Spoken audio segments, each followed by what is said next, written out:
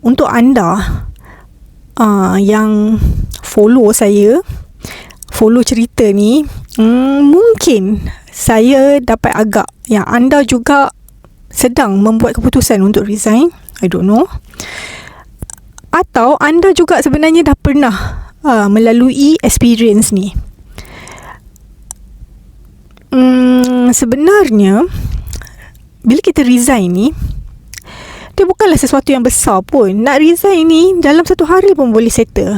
Kita tender or submit our resignation letter, dalam masa 24 jam dah berkuat kuasa. Yang susahnya adalah kehidupan kita selepas kita resign. Ramai antara kita akan rasa takut untuk buat keputusan yang besar, especially bila berkait dengan resignation. Untuk orang yang dapat offer kerja yang bagus, gaji yang bagus, that's a good step. Jadi untuk achieve benda tu, kena resign dulu, betul. Dan untuk mereka, yang susahnya untuk mereka yang lepas resign tu, dia tak ada plan. Itulah yang saya lalui sebelum ni. Sebab saya antara golongan yang tak ada plan.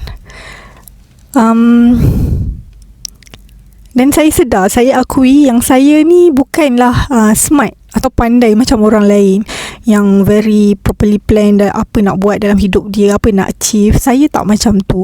Saya entahlah, bodoh lah kot kan. Tapi tak nak admit.